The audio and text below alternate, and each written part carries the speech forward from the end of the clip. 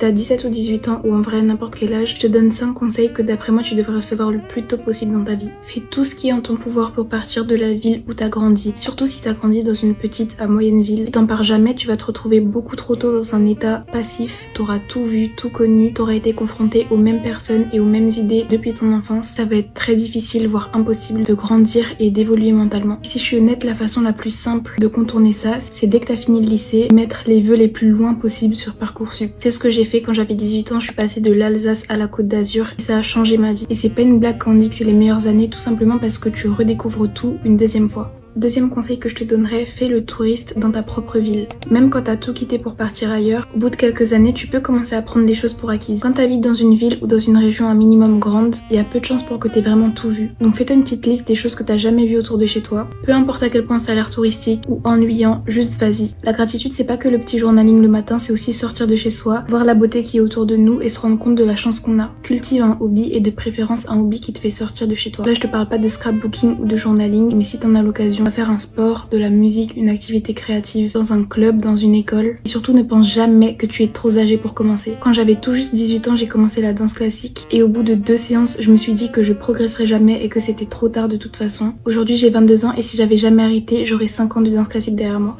Donc ça sert à rien de se dire qu'on est trop âgé parce que de toute façon on sera jamais plus jeune que ce qu'on est aujourd'hui. Et si on vit jusque 80 ou 90 ans, peut-être que 22 ans c'est un petit peu tôt pour abandonner ses rêves. Un peu dans la même lignée, mais passe le moins de temps possible chez toi. Et je sais que c'est controversé parce que depuis le Covid on est devenu globalement une génération très casanière. Mais j'aime beaucoup cette phrase qui dit que chez toi c'est juste pour manger, te doucher et dormir et rien d'autre. Et franchement j'y travaille beaucoup parce que moi-même depuis le Covid je suis devenue très casanière. Les meilleurs moments de ma vie ça a toujours été les périodes où j'étais jamais chez moi. Tout simplement parce que la vie elle est dehors. C'est dehors que tu crées des souvenirs, que tu te retrouves avec les gens, que t'explores. Et je pense qu'en fin de vie, personne n'a envie de se dire que la moitié, voire plus de notre vie aura été passée sur notre canapé ou dans notre lit. Et enfin, mon dernier conseil, et pas des moindres, si t'es une fille ou une jeune femme ou une femme, peu importe ton âge, mais le plus tôt le mieux, lis des livres sur l'histoire des femmes, sur le féminisme. Ça te permettra le plus tôt possible dans ta vie de mettre de vraies limites et de savoir ce que tu ne dois pas tolérer ni accepter, à être plus forte et avoir de la répartie face à certaines remarques et certains discours, à faire un gros tri dans ce que tu consommes, ce que tu entends, ce que tu regardes, à avoir un amour-propre intouchable, à remettre en question les normes autour de toi et à toujours agir dans ton intérêt. Parce que crois-moi, tout autour de toi te poussera à agir dans ton désintérêt et à vivre une vie misérable. Mais le fait de lire des livres sur le féminisme et sur l'histoire des femmes te permettra d'avoir les clés pour contourner ça dans ta propre vie. Et crois-moi, ça sert à rien d'avoir peur de paraître trop dur par rapport à ça parce que les personnes autour de toi vont commencer à beaucoup plus te respecter. Tu finiras juste par vivre une vie plus digne.